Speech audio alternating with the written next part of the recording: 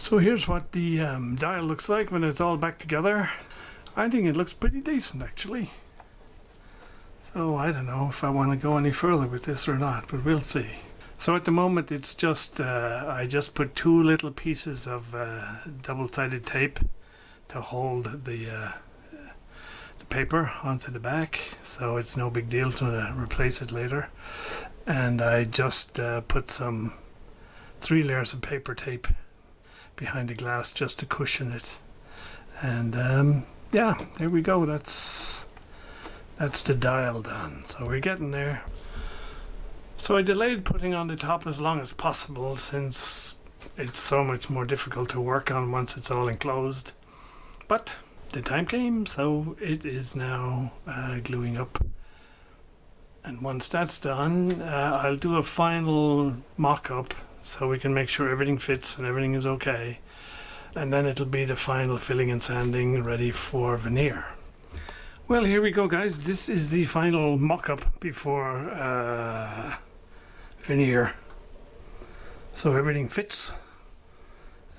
Made a bunch of mistakes, fixed them along the way. Hopefully the remaining ones will be hidden by the veneer. I still have to do the metal strips and give them, sort them out with something. My conundrum is regarding to the back panel.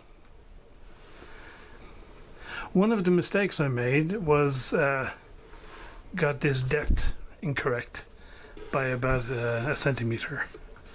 And so when I put these metal pieces on, they stuck out a centimeter at the back, and I thought, what the hell? So anyway, I had to just add a little bit on here to make it correct. So the problem, or if you like the conundrum with the back panel, is normally this type of mains input has a captive socket on the back panel. You know, like you find in a lot of certainly the vintage American radios and TVs, where if you take off the back panel, you have no way of connecting it to the mains AC, obviously to prevent non-expert people from tampering around inside, etc. And so in that type of scenario, the back panel is usually right up against this panel here. Whereas all the little clasps for fixing the back panel on the original set were clearly fixed to the back edge here. And so that seems weird, because if you had the back panel right here against the back edge, it would be really impractical to access any of these controls or sockets and stuff. And also it wouldn't reach back to where this AC thing is. So I guess I'm not overly stressed about back panel because there's so little airspace in here. I think certainly for my enjoyment of the thing, it's probably going to run without a back panel on it at all. But I offer that up to you guys. Let me know what you think, what should be done here, because I have looked online extensively and I cannot find this particular model of Paillard 39 anywhere. I can find them that have these 3 bars here, but the controls are in a line, they're not staggered, and there's no magic eye. I can find them with the controls staggered, but then there's 2 more controls over here. And I can find them with 4 bars, 2 up and 2 down, and then another one here and here.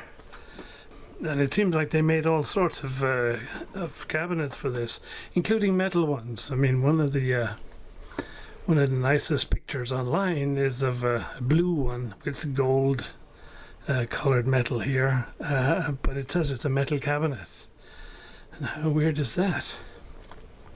Anyway, there we go, guys. I think we're well on the way here now.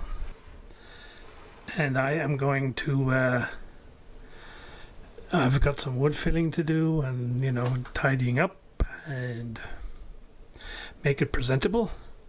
Then we will get on to veneer. I have a single sheet of mahogany veneer. I don't know if it's enough to cover the whole thing. And so if it isn't, then I guess we're up to what would be a suitable veneer for this. I mean, mahogany is always the default, but so since this particular Paillard company made all sorts of colors and things of this set, it might be an opportunity to veneer it with something else. We shall see. We shall see. Any ideas or thoughts, just let me know. Hopefully it won't be too long before I'm back once I've sorted out the final finishing and the veneering.